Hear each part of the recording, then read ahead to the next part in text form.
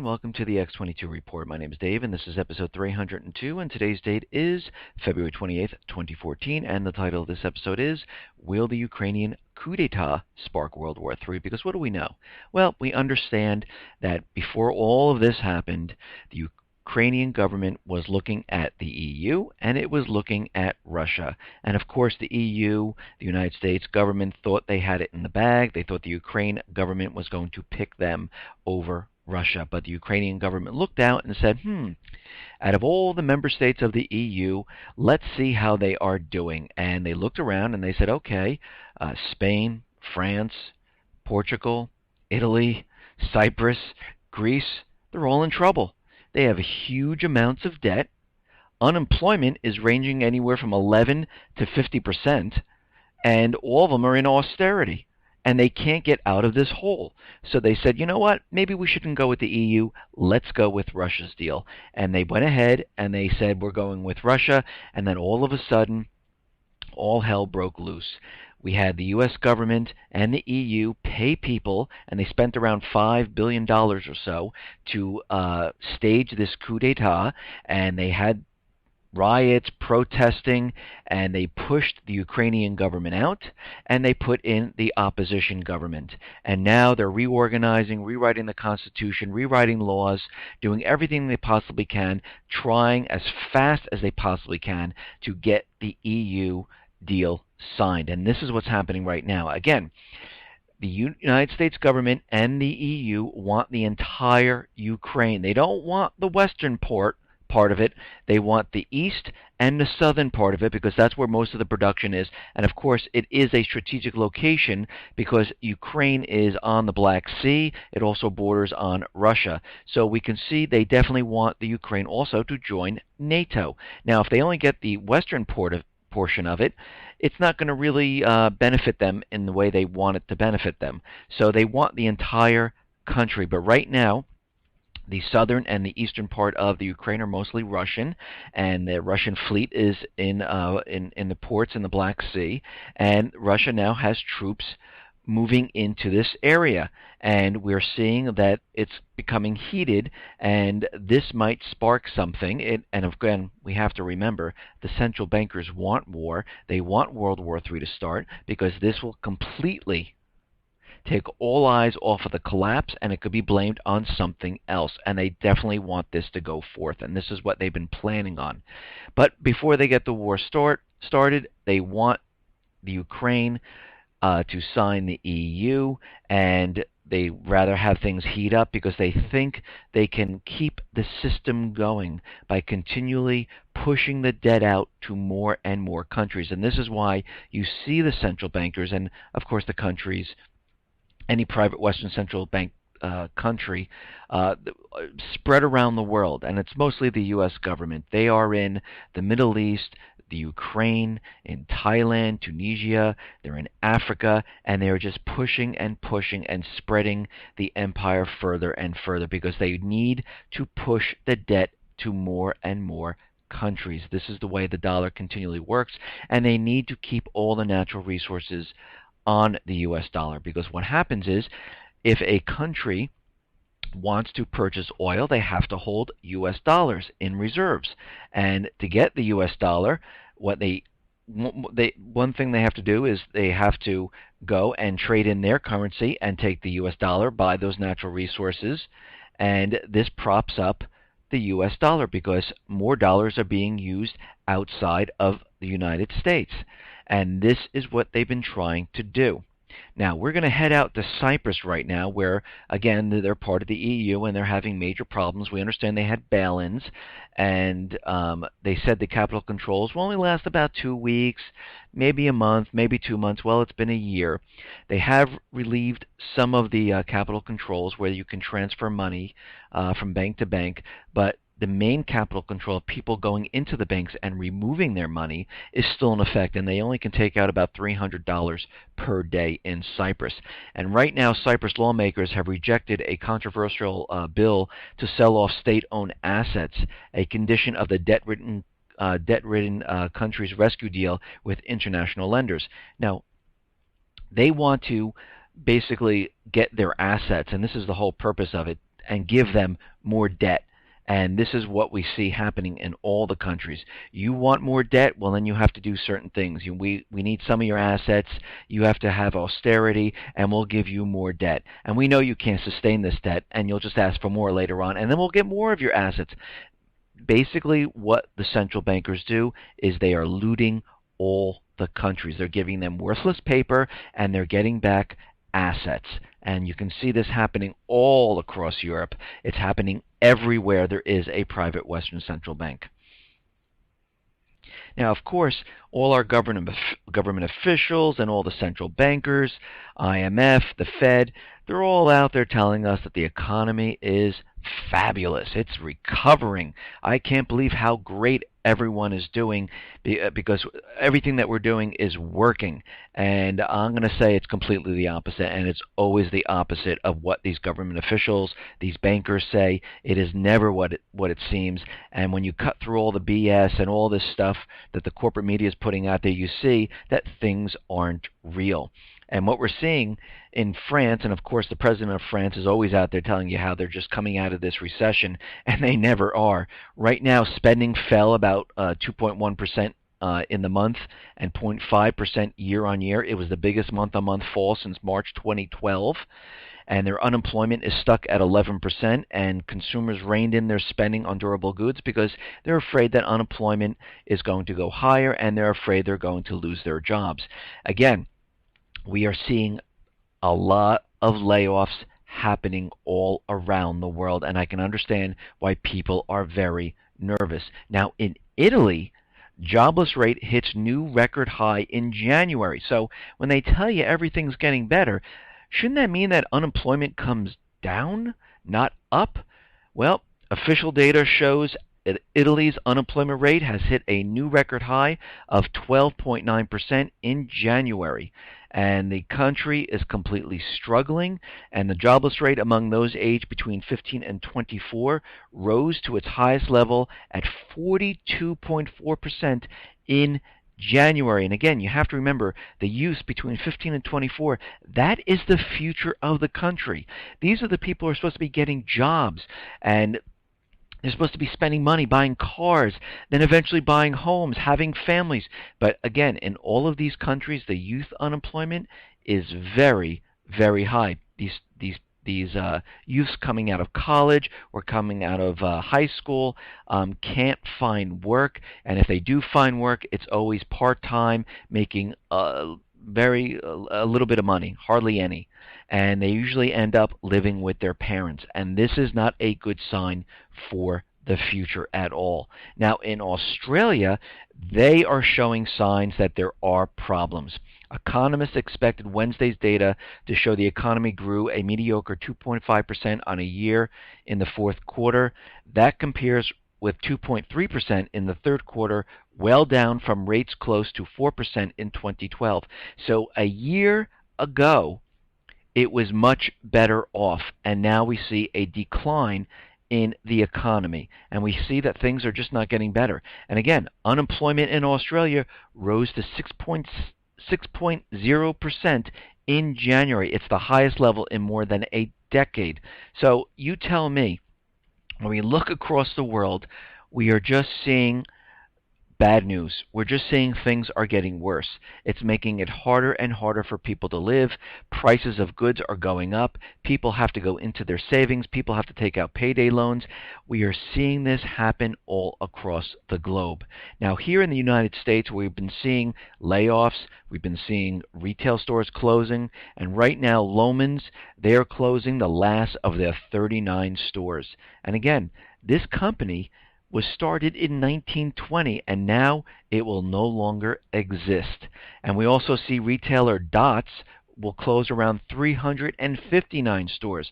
So again, when you look around and you see all of this, it doesn't fit the illusion that the government officials, the central bankers, are feeding us. It completely is the opposite of what they are saying. And again, you have to remember, Sony is closing 20 of their 31 stores, and they're also are selling their properties at the prestigious Tokyo site where it had its headquarters for 6 decades. Why? Because they can't make ends meet. Things are getting worse. Because Sony this month warned it would book a loss of about $1.08 billion. And again, because the sales aren't there. And we're going to see many more retailers start to close doors. You're going to see stores closing down, people being laid off. We're seeing the financial institutions, Barclays, RBS, Wells Fargo, JP Morgan, IBM, all laying off thousands upon thousands of people. Again, I have friends who work in many different banks, and they're hearing rumors, and I'm telling you, in the next couple of weeks, we are going to hear more layoffs coming. You know why? Because the economic collapse is here. It is happening. We saw this happen prior to 2008. Companies were laying off.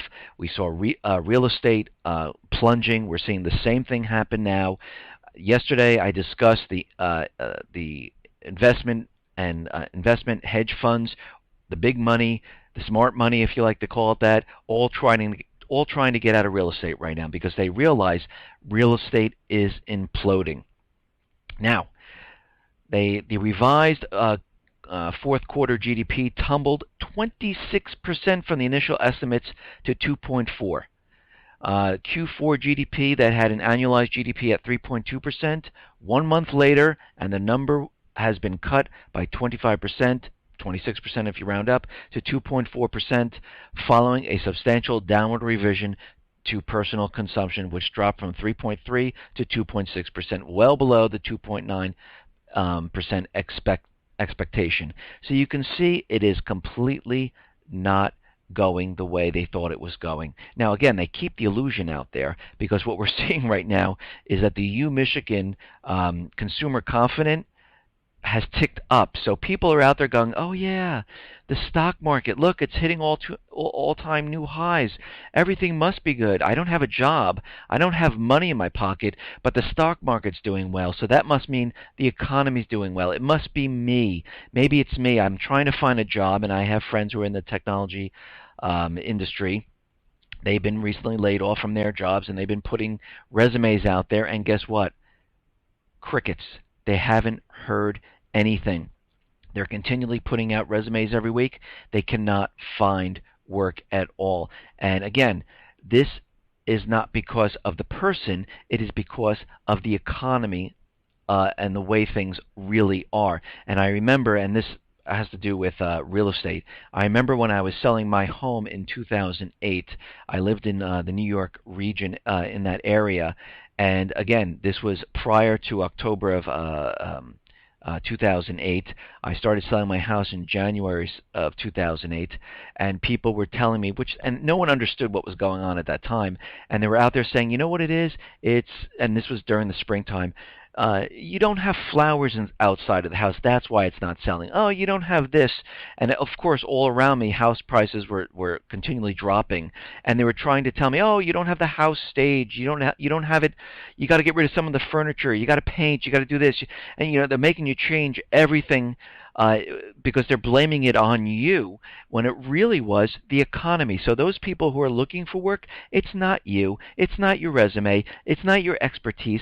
It is the economy that is forcing you, which is making it very hard for people to find work.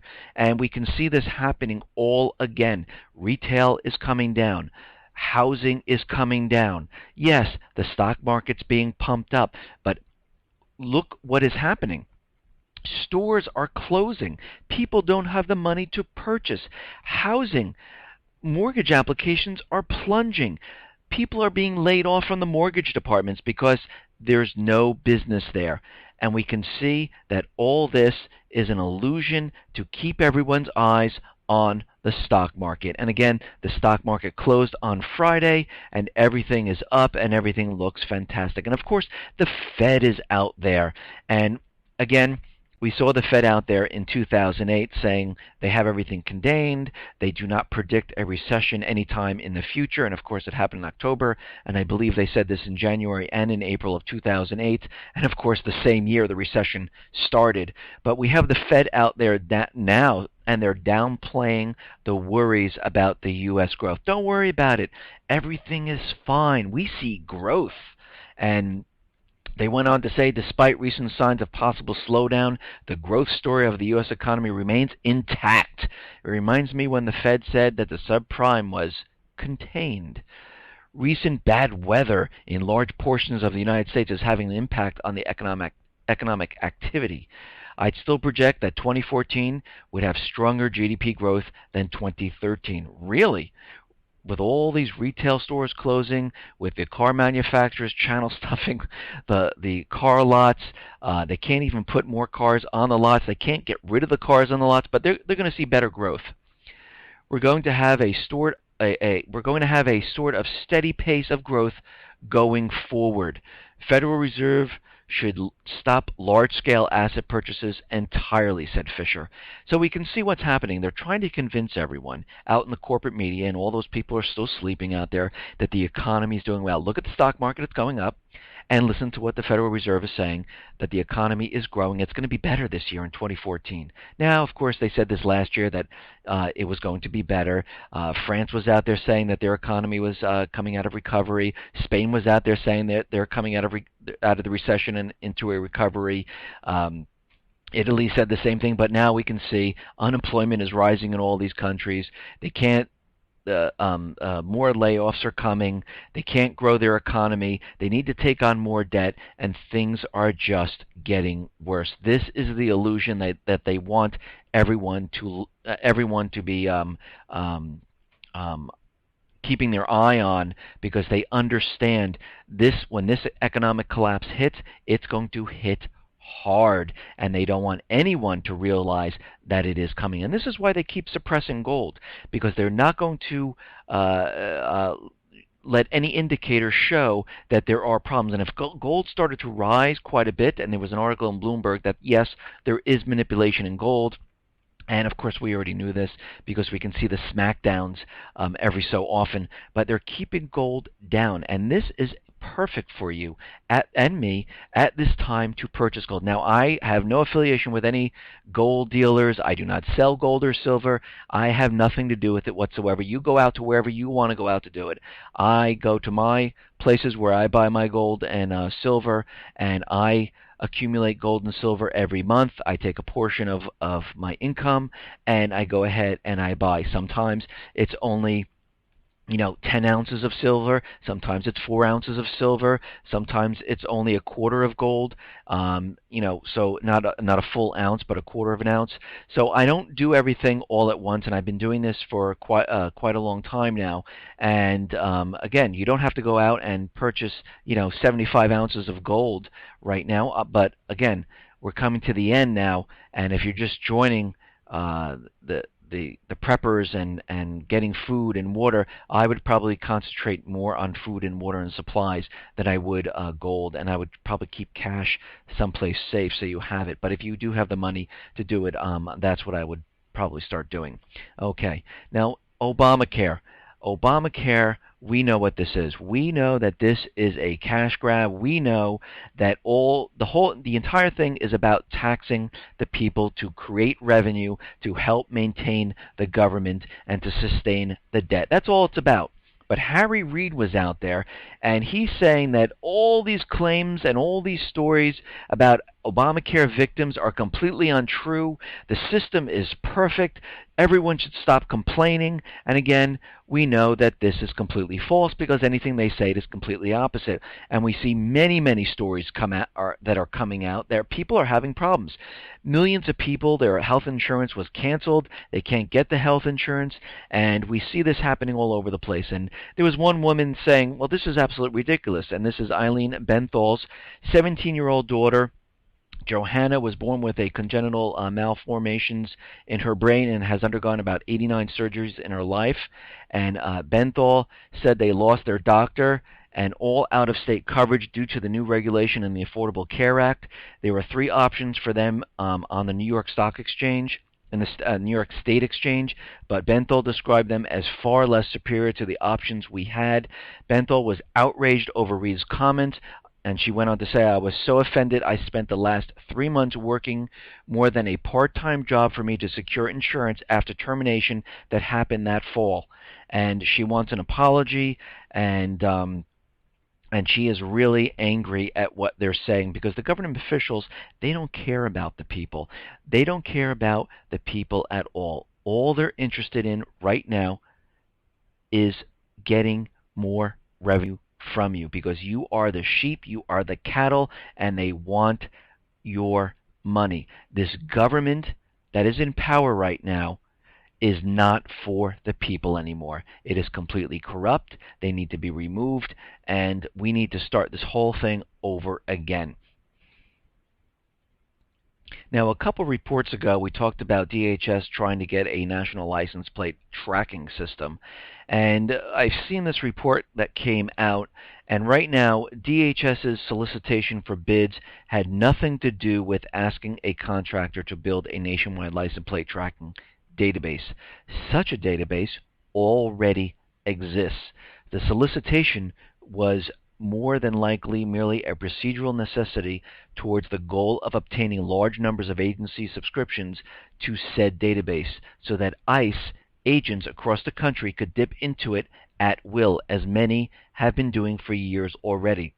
There was never a plan to build a plate database. The database is operated by a private corporation called Vigilant Solutions and contains nearly 2 billion records of our movements, and grows by nearly 100 million records per month.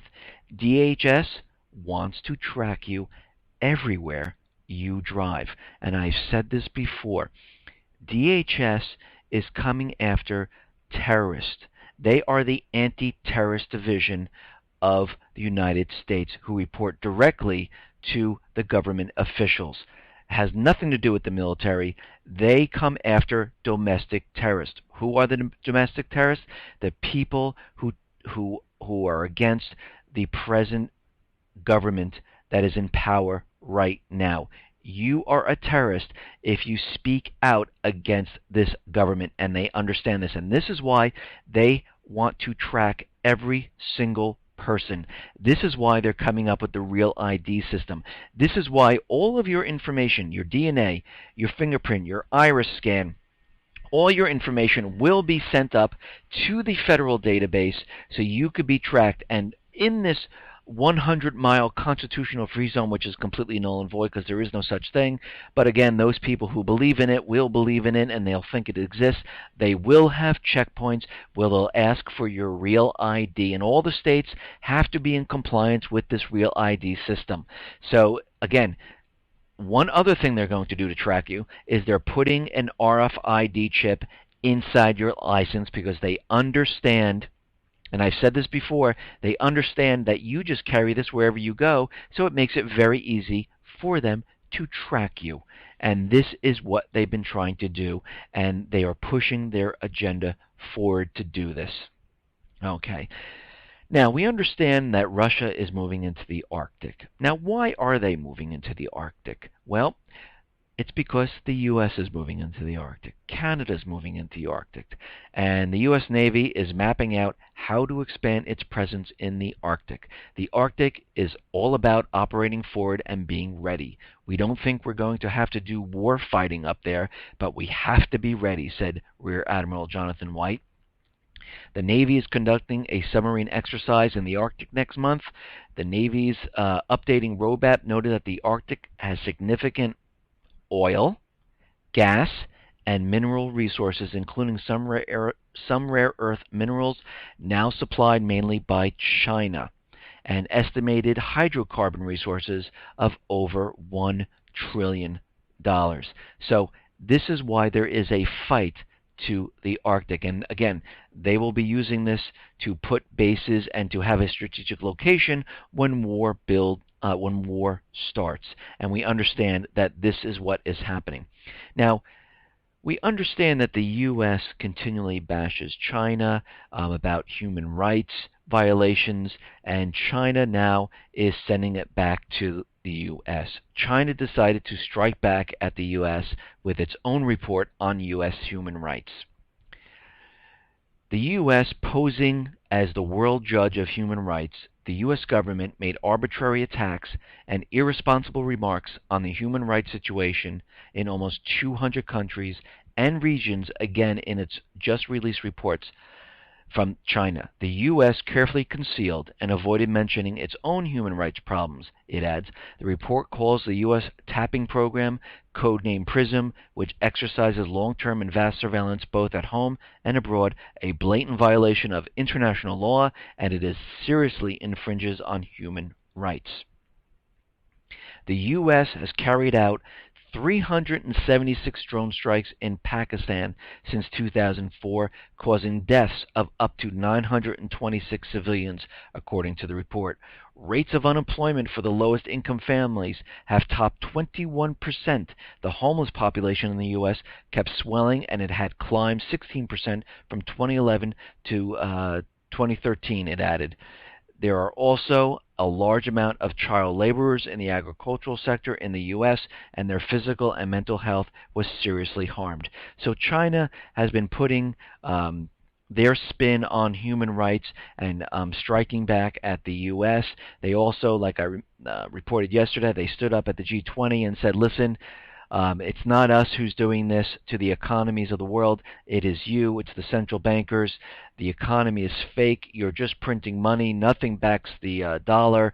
And basically the economy will collapse because there is nothing there. And we can see and we understand that this is absolutely true, because this is what they are trying to do, is they're trying to keep the dollar propped up all over the world with force. And this is what they're trying to do. Now we understand, and I've talked about this a lot, in Afghanistan, the United States is not going to leave that area. They want Karzai to sign the bilateral security agreement, which he's saying that he's not going to sign because it allows the United States to go into anyone's home and search, remove the people. They can have night raids, and again, this is not allowed in the United States. Well, they're trying to change that, and it seems like they're changing the laws here in the States where they can enter your homes without a warrant.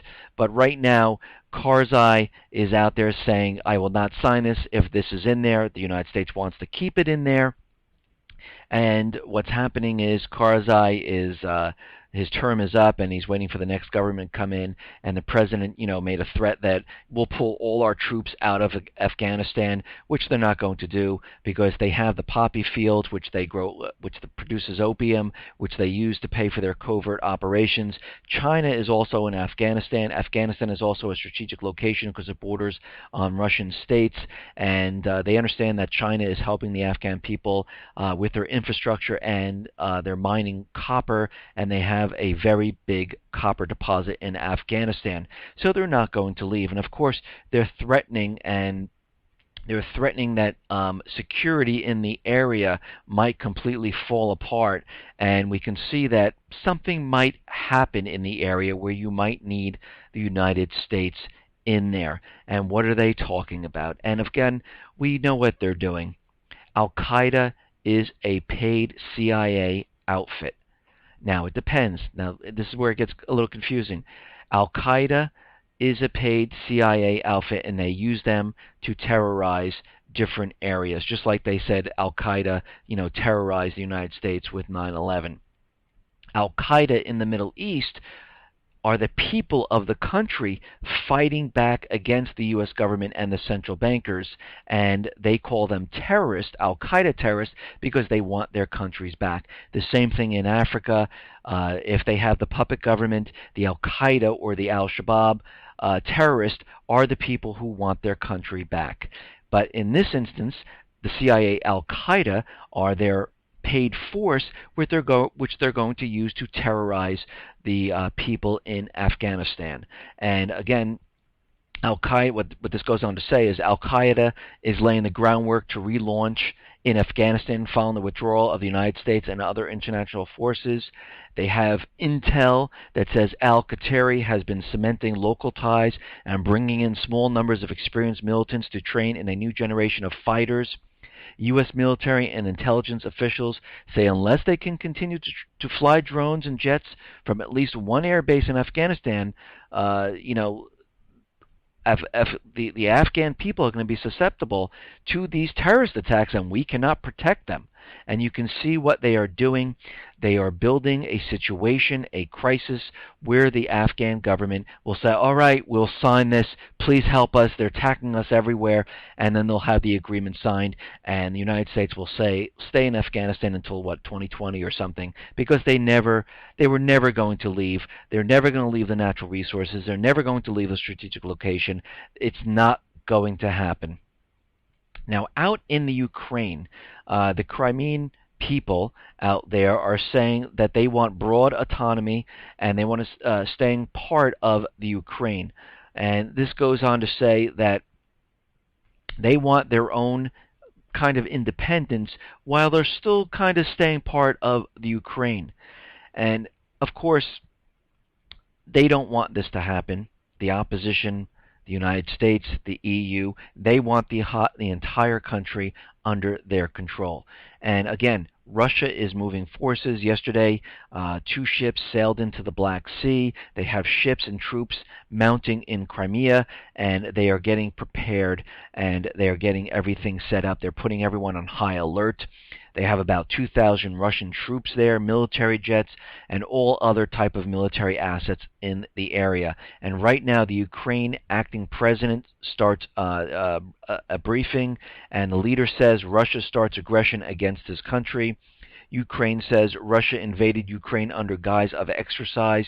Ukraine leader says Russia trying to provoke conflict.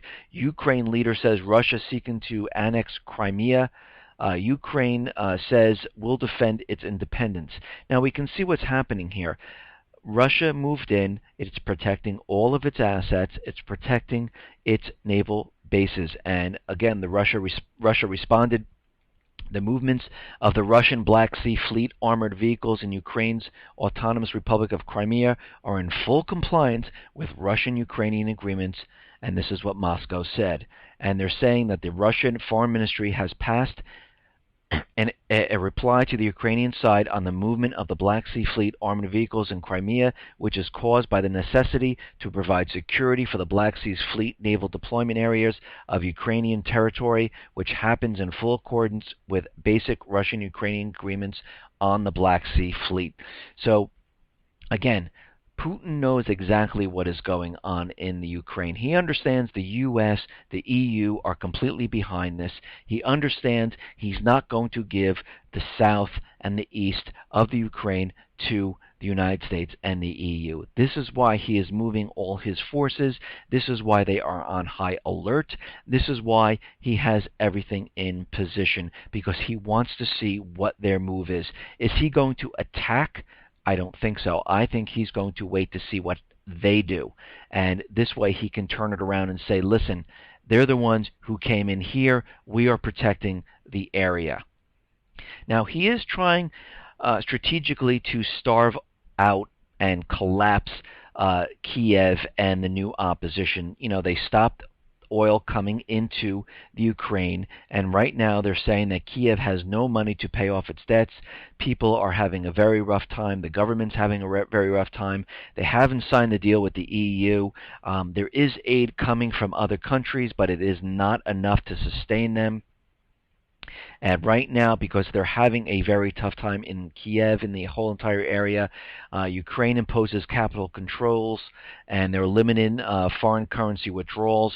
The Ukraine's national bank has imposed temporary limits to withdraw money from foreign currency deposits to sums equivalent to about $1,500 per day. So they don't want people coming in and taking out all their money. Now, we can see that the central bankers are in complete control of this opposition uprising, because what they have done is they put a new prime minister of the country into office, and his name is Yatsenyuk, and they call him Yats. And again, Victoria Nuland, the Assistant Secretary of State for European and Eurasian Affairs at the U.S. State Department, says he is a natural choice for this position. Now, why is this? Well, he is a central banker.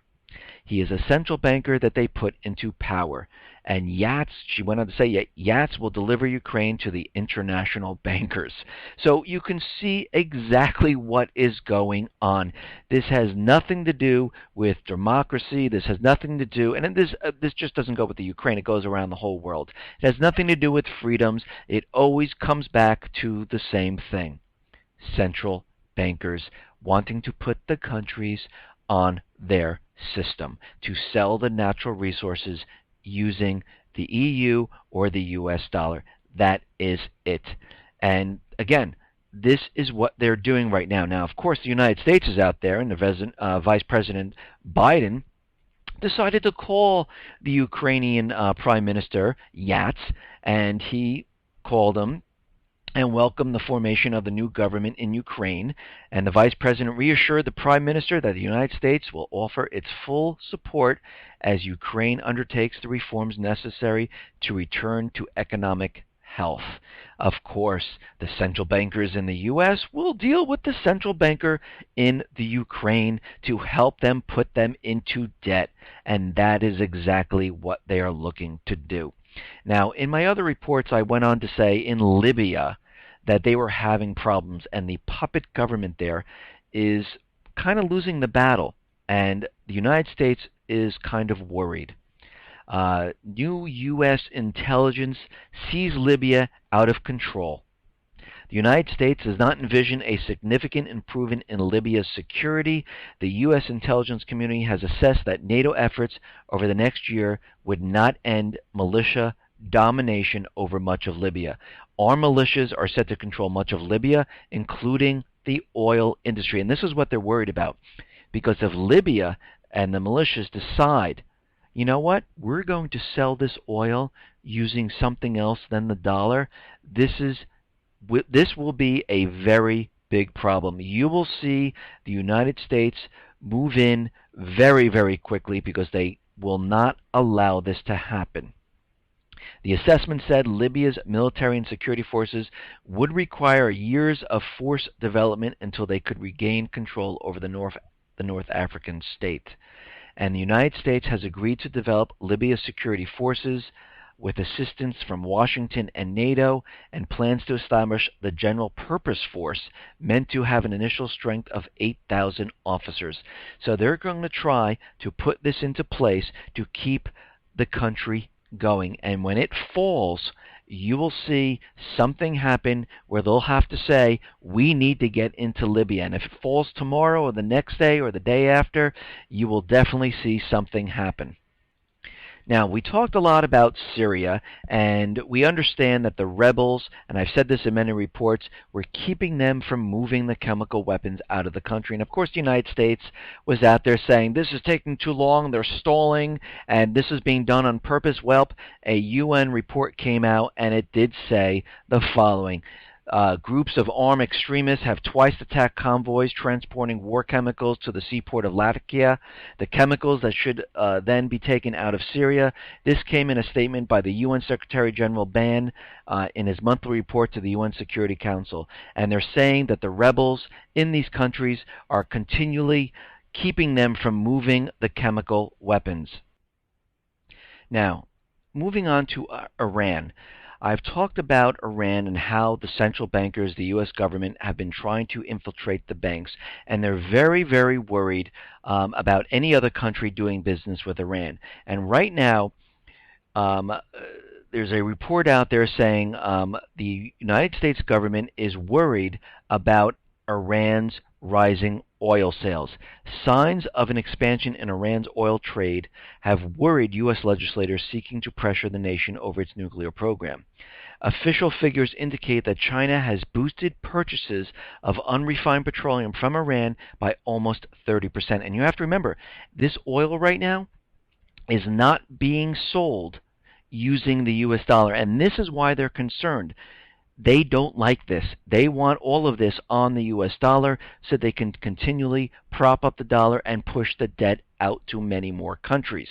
Two U.S. lawmakers were set to discuss the new oil states during a closed-door meeting. It's always closed-door and in secret because they don't want you to know what they're really talking about, that they're talking about the central banking system and infiltrating their banks and putting all their natural resources on the U.S. dollar. But White House spokesman Jay Carney said the Obama administration is monitoring Iran's oil sales in keeping with expectation that we have that all nations will abide by their commitments under sanctions still in force, because they know that they cannot allow this to happen. They need to keep everyone out of Iran's oil and their natural resources until they infiltrate the banks and put all of their natural resources on the U.S. dollar. And this is what this whole thing is about. It has nothing to do with nuclear weapons and anything like that. It all comes back to the same exact thing. And this is why they are pressing everyone around the world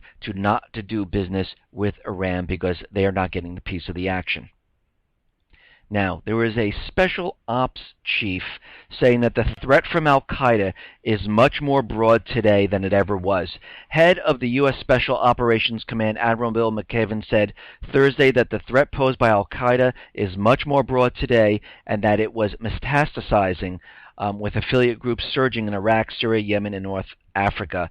The withdrawal of American troops from Iraq has created a power vacuum for al-Qaeda terrorists.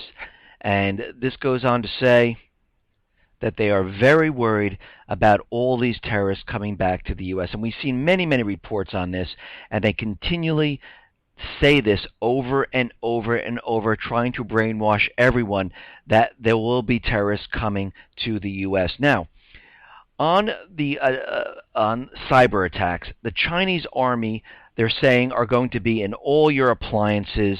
They're going to be attacking you from within the appliances. And this goes on to say that new technology promising to weave the internet into North America's power grid could bring cyber attacks all the way into your home kitchen. Opportunities for computer-driven sabotage will rise with the number of connected devices deployed by utilities and energy companies into home businesses. We're going to create a grid where the PLA, the Chinese army, can talk to my toaster, Hayden said. Local utilities aren't prepared to handle such intrusions, he said. Governments in the United States, Mexico, and Canada lack a coordinated command structure needed to thwart potential incidents that could rival the 2003 U.S. blackout that cut power to 50 million people. And if you listen to any of my other reports, that 2003 blackout was a test to see if they can bring down the power grid. It wasn't a power line that fell and shorted out the whole system, which they like to make you believe. It was planned. It was a virus malware inserted into the system to see if they can bring down the power grid. And they are mentioning it right here because, as we know, what they are planning is to bring down the power grid. Listen, everyone, thanks a lot for listening. Be well, be safe, and especially be prepared. Thanks a lot.